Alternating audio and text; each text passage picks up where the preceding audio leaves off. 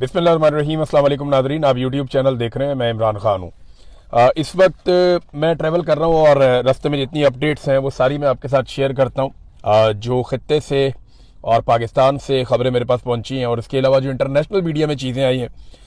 एक तो अरब अब इस लड़ाई में उतरने जा रहे हैं, इस किस्म के अंदेशे का इजहार किया जा रहा है। यानी कुछ खबरें चलाई गई कि शायद यूएई ने पहला अटैक किया ईरान के ऊपर।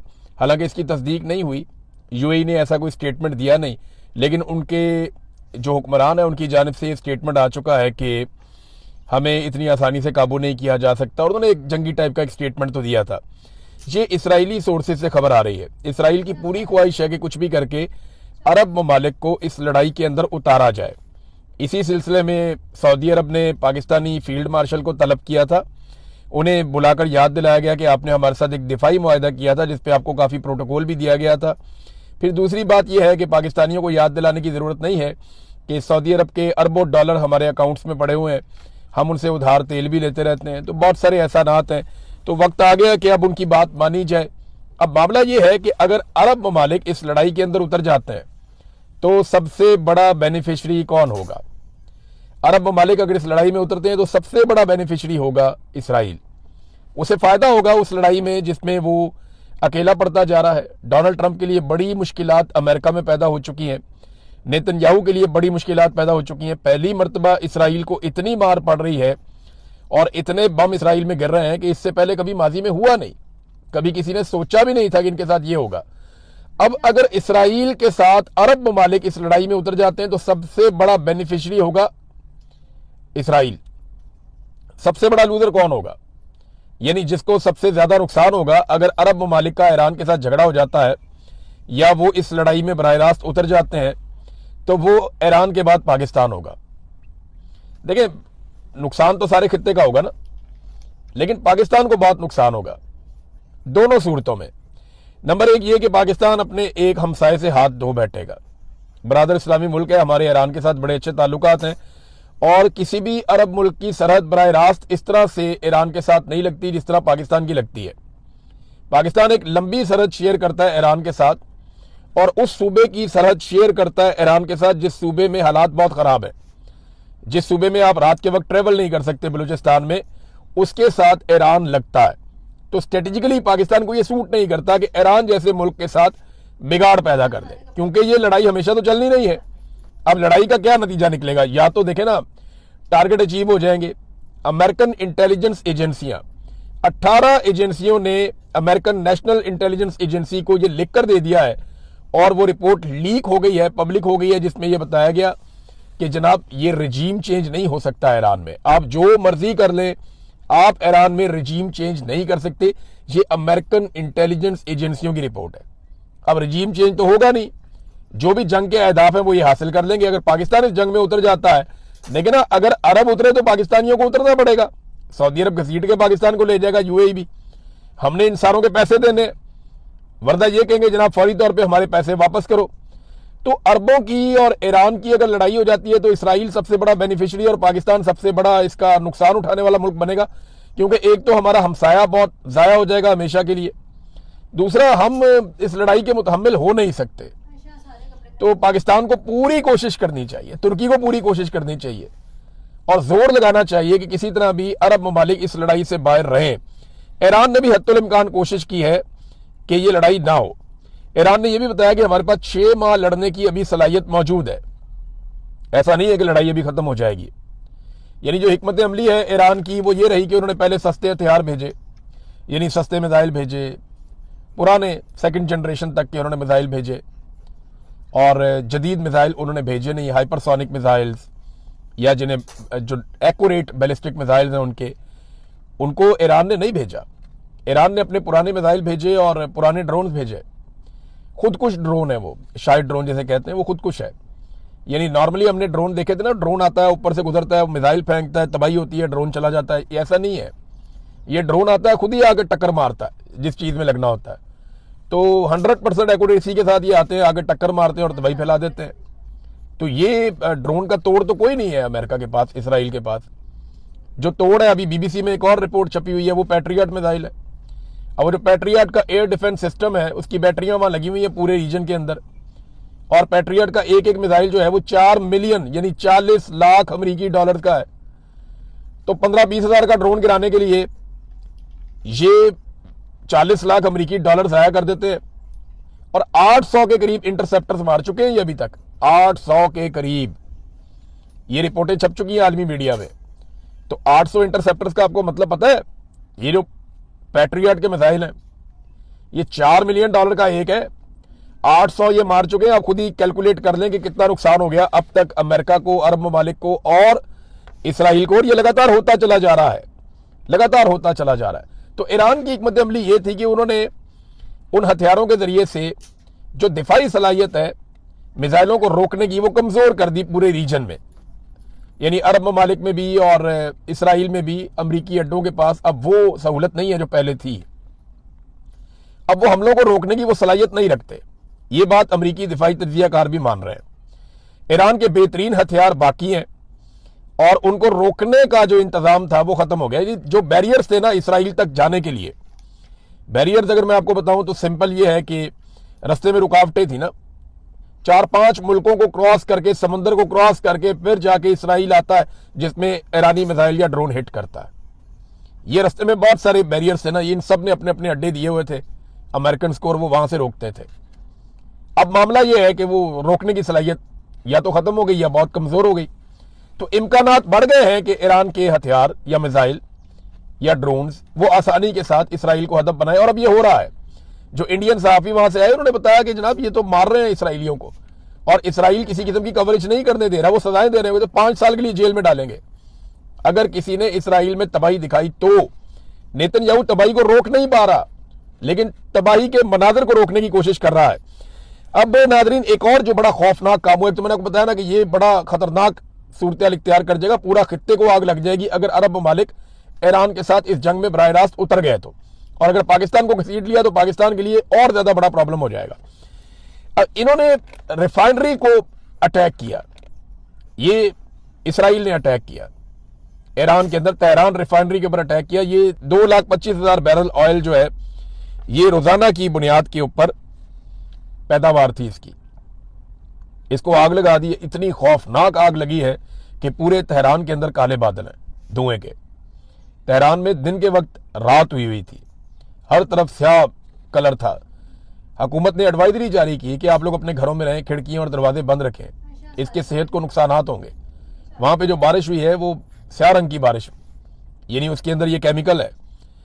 तो हलाल अहमर ने भी एक पेशन गोई की है कि यहाँ तेजाबी बारिश हो सकती है, उसका इम्कान है, जो जिल्द और फेफड़ों को शदीद नुकसान हो सकता है शहरियों का। बारिश का पानी काला है तो बीमारियां बहुत फैल सकती हैं। तो एडवाइजरी जारी की गई है जो इसराइल ने किया ईरान में, और ये आग के ऊपर अभी तक प्रॉपर काबू नहीं पाया जा सका, वो नुकसानात अभी भी हो रहे हैं। दूसरी जानिब जब ये इसराइल ने किया ईरान में तो ईरान ने उसकी रिटेलिएशन में हीफा में, जो इसराइली शहर है, वहां पे जो इसराइल की एक रिफाइनरी है उसको निशाना बना दिया। अब ये रिफाइनरी भी 2 लाख बैरल रोजाना इनकी पैदावार है, वहां पे उन्होंने निशाना बनाया, वहां से भी धुएं के बादल और आग उठ रही है। लेकिन देखिए इसराइल बड़ा जदीद मुल्क है, उसने बड़ा जबरदस्त निजाम बनाया हुआ है। आप उसकी किसी भी चीज को तबाही करते हैं तो वो डैमेज कंट्रोल बहुत तेजी से करते हैं। अब ईरान में इतने खौफनाक हमले हो रहे हैं, डैमेज कंट्रोल तो दूर की बात है, उनकी स्ट्रेटेजी सिर्फ अटैक की है कि बस हमला करते जाओ, हमला करते जाओ और किसी भी तरह करके दुश्मन को अंगेज रखो हमलों के जरिए से, तो वो हमलों के जरिए से कंट्रोल करते हैं। अच्छा एक चीज मैं आपको इसमें और बताता हूं, ये अरब ममालिक ने ना कोई डाटा शेयरिंग की है अमेरिका के साथ, इनकी अपनी इंटेलिजेंस रिपोर्टें भी हैं अरब ममालिक की। तो अमेरिकन को वो वक्तन फवक्तन, क्योंकि उनके अलाई है, उनके इत्तेहादी हैं, तो उनके साथ शेयर करते हैं चीजें। तो चंद चीजें ऐसी हैं जो अब अरब ममालिक के अंदर खदशात बढ़ गए हैं। नंबर एक ये है कि अमरीकी अहदेदारों ने जो बार बार ये कहा ना कि ये एक मजहबी जंग है या इस्लाम के खिलाफ जंग है, उसमें ना आवाम के अंदर रद्देमल बड़ा ऑब्वियस है, वो पैदा होगा। नंबर 2, अगर ये जंग बड़ी लंबी चल जाती है ना तो इससे मईशत को वो डबो देगी, बड़ा नुकसान मईशत का भी हो जाएगा। अवाम में राय बन रही है कि अमरीकी बेसिस, ये अरब अवाम के अंदर ये राय बन रही है, अरब अवाम ये सोचना शुरू हो गए हैं कि जो अमेरिका की बेसिस हैं उनका हमें फायदा नहीं है, उनका हमें नुकसान है, वो हमें तहफ़्फ़ुज़ नहीं दे रही बल्कि हमारे लिए वो खतरा बन रही हैं। और एक और चीज जो होने जा रही है, ये अभी बहरीन से ये अटैक हुआ था, गालिबन इसराइल ने ये अटैक किया है, ईरान में पीने के साफ पानी के ऊपर अटैक किया गया कि लोगों को पीने का साफ पानी ना मिले, और जहां से पानी की तरसील का पूरा निज़ाम है उसके ऊपर अटैक किया गया ताकि लोग सफ़र करें। दूसरी जानिब बहरीन में भी रद्द-ए-अमल यही आया, और ईरान ने भी एक इंफ्रास्ट्रक्चर है पानी को साफ करने का प्लांट, उसको निशाना बना दिया। अभी ये इतलात कंफर्म नहीं हुई, नेक्स्ट वीलॉग जब मैं कर रहा हूँ तब तक कंफर्म हो जाएंगी। लेकिन देखें, अगर ईरान पीने के साफ पानी का जो निज़ाम है उसी को छेड़ देता है गल्फ कंट्रीज में, तो किसी तेल के कुएं को छेड़ने की जरूरत नहीं है। ये वो फैसिलिटीज हैं जिनको नुकसान पहुंचाया तो उनकी आवाम सड़कों पे आ जाएगी।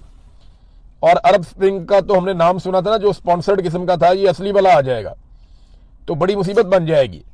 तो पीने के साफ पानी का इन्हिसार जो है इन ममालिक का प्लांट्स के ऊपर है। यहाँ पे उस तरह से फैसिलिटी नहीं है ना जैसे पाकिस्तान में है, इंडिया में है, बाकी मुल्कों में है।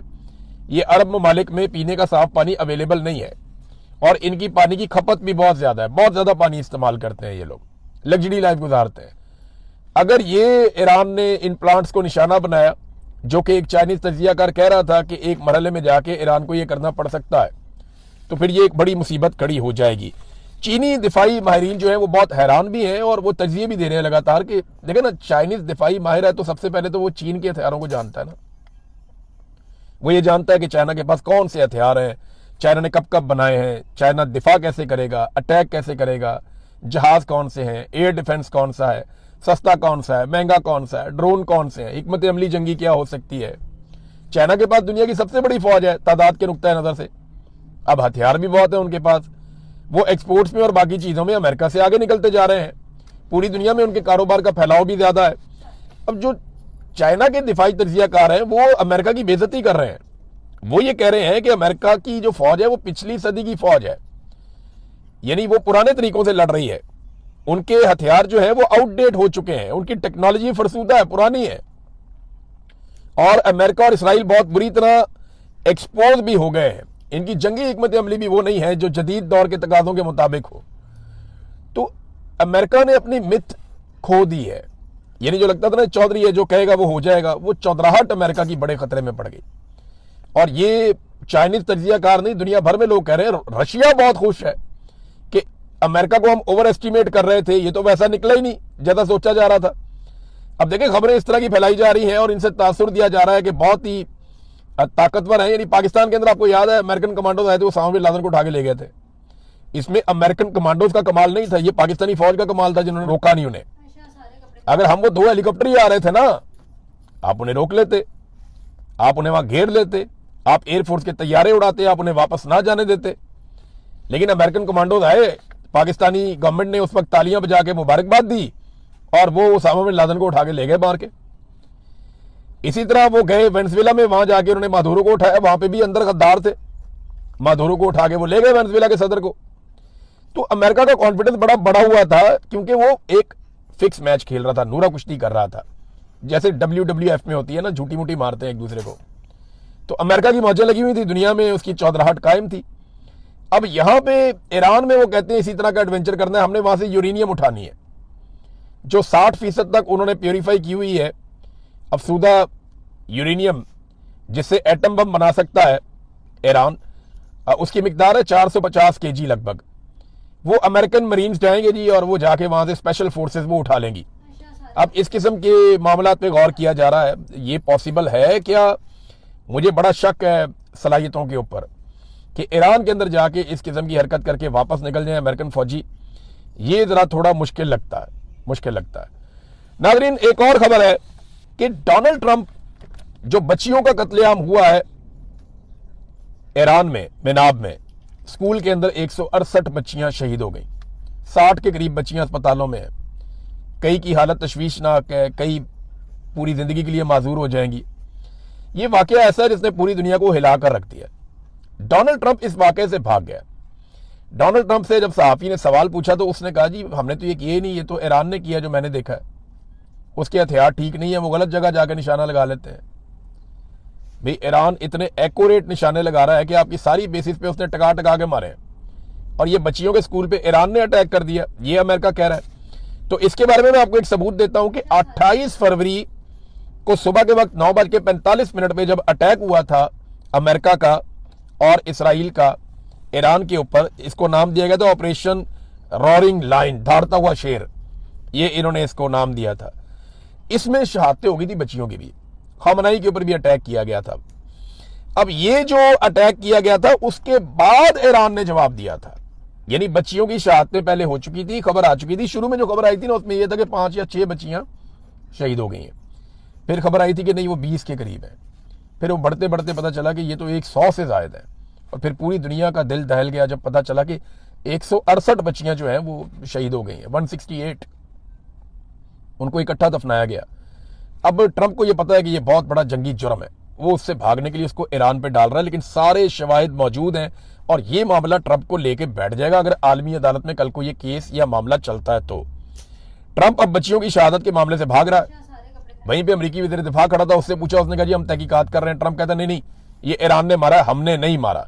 ईरान ने अभी तक सिविलियंस को, खवातीन को, बच्चों को निशाना नहीं बनाया। जहां पे भी ईरान ने अटैक किया, मिलिट्री इंस्टॉलेशंस पे अटैक किया। हाँ, क्योंकि अभी इसराइल के अंदर से कोई मनाजिर नहीं आ रहे, कोई तस्वीर नहीं आ रही, कोई तफसीलात नहीं आ रही और नेतन्याहू सारे मामले को छुपा रहा है, तो तब पता चलेगा कि इसराइल के अंदर सिविलियंस का कितना नुकसान हुआ है। CNN ने एक रिपोर्ट जारी की है। वो रिपोर्ट ये दिखाती है कि किस तरीके से इराक जंग में 2004 में, आपको याद होगा इराक जंग हुई थी, जब अमेरिका सारी दुनिया को लेकर इराक के ऊपर चढ़ गया था कि सद्दाम हुसैन को पकड़ो, इसका रिजीम चेंज करो और इराक को काबू करो। और उसकी वजह ये थी, वो कहते थे यहाँ पे वेपन्स ऑफ मैस डिस्ट्रक्शन, वो यहाँ पे कोई कीमियाई हथियार है, वो बहुत बड़ी तबाही फैला देंगे, तो पकड़ो। कोई कीमियाई हथियार तो मिला नहीं, पूरे इराक को तबाह कर दिया। आज भी इराक के अंदर आग लगी हुई है। अमेरिकन इराक में से भाग रहे हैं अपनी कंपनियां छोड़ छोड़ के, और वहां की मलेशिया फिर एक्टिव हो गई हैं, वो अमेरिकी असासों को वहां पे जला रहे हैं, उनको नुकसान पहुंचा रहे हैं। अब CNN ने रिपोर्ट दिखाई कि 2004 में उस वक्त की जो अमेरिकी हुकूमत थी उसके जो बयानात थे, एग्जैक्टली वैसे ही बयानात आज की जो अमेरिकी हुकूमत है वो दे रही है। अंदाजा करें 22 साल गुजर गए, ना अमेरिका के बयानात बदले, ना तरीकाकार बदला, ना पॉलिसी बदली और ना ही इनके बयानात और हथियार बदले। यानी जिस तरह इन्होंने उस दौर में किया था बिल्कुल वैसे ही इस दौर में भी कर रहे हैं, कोई फर्क नहीं है। और CNN एक्सपोज कर रहा है, लगातार एक्सपोज कर रहा है। ईरानी सदर ने खुफिया मुकाम से एक पैगाम दिया, वहां पे उनके साथ एक गालिबन इंजीनियर या साइंटिस्ट भी खड़े थे और पीछे कुछ हथियार नजर भी आ रहे थे। तो ईरानी सदर को अब महफूज किया गया है क्योंकि वो निशाना बना रहे हैं इसराइली और अमेरिकन।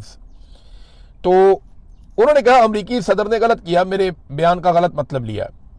168 मासूम बच्चों का कत्ल किया गया, गजा में 60,000 कत्ल कर दिए और ये बेशर्मी अमेरिका और इसराइल ने की है। फिर कहते हैं हम ईरानियों को कत्ल नहीं करना चाहते, हमलावरों का हम डट कर मुकाबला करेंगे, ताकत के साथ उनको जवाब देंगे। हमने जो माफी मांगी है वो सिर्फ खित्ते के अवाम से है जो इन तनाज़ात से परेशान हो रहे हैं, यानी हमारे ब्रादर इस्लामी मुल्क जो हैं उनके जो अवाम परेशान हो रहे हैं उनसे हमने माजरत की थी।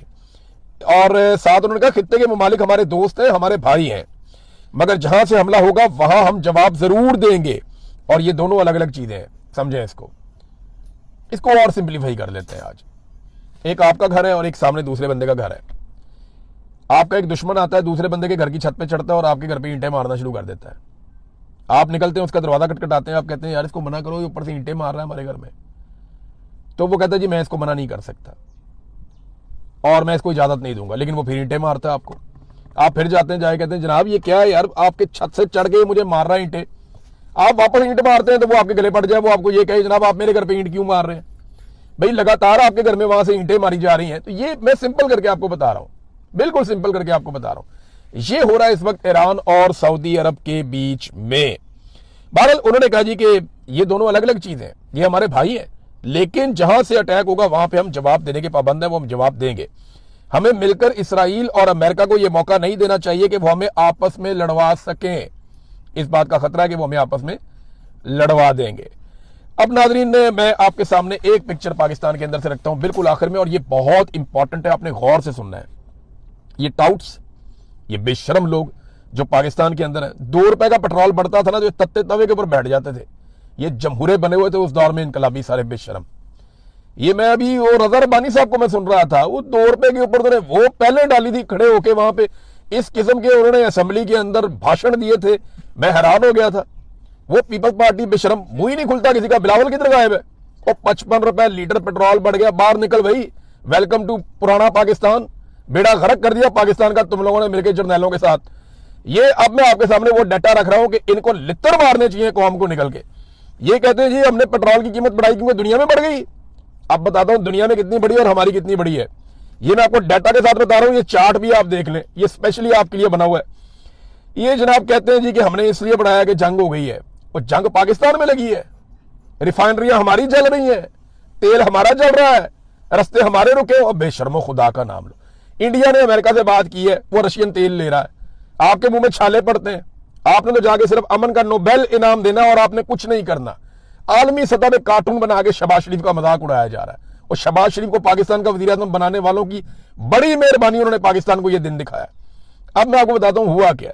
ये जनाब पाकिस्तान ने जो पेट्रोलियम मसनूआत की कीमतें बढ़ाई हैं 21% बढ़ाई हैं, 21%। भारत ने 0% नहीं बढ़ाई, बांग्लादेश ने 4%, अफगानिस्तान ने 0%, नेपाल ने 2.15%, श्रीलंका ने 1.37%, तुर्की ने 4.8%, ईरान ने 6.6%। कितनी जंग हो रही है, रिफाइनरियां तबाह हो गई, सिर्फ 6.6%। सऊदी अरब ने 6.4%, यूएई ने 4.6%, चाइना ने 5%, यूके ने 3.9%, जर्मनी ने 3.8%, अमेरिका ने 5.8% और पाकिस्तान ने 21%। फिरे मुंह हर उस टाउट के मुंह के ऊपर जो बैठ के ये कहता है कि जनाब जंग है, हालात है, और 20 रुपए की लेवी कौन लेता है, और पहले ही 158 रुपए का पेट्रोल है। आप पाकिस्तानियों को बेच रहे थे 300 के आसपास, अब आप 325 पे ले गए हैं। डीजल किसान बेचारे ने अब इस्तेमाल करना, उसका टाइम आ गया, इन्होंने उठा के उसको 335-36 रुपए का कर दिया डीजल को। ये पाकिस्तान के साथ ज्यादती कर रहे हैं। आप रोक सकते हैं या नहीं रोक सकते। वो एक इनकी कोई छोटी मोटी लीडर है, वो ये कह रही थी टीवी पे बैठ के कि अगर हम 110 भी कर देते तो आप क्या बिगाड़ लेते, या क्या उखाड़ लेते, या आप क्या कर सकते थे। और भाई कुछ नहीं कर सकते ना, तो कम से कम ये जरूर कर सकते हैं, इनको बता सकते हैं कि ये बेशर्मी हम एक्सपोज करेंगे। अब तक के लिए इतने, अपना ख्याल रखिएगा, अपने चैनल का भी। अल्लाह हाफ़िज़।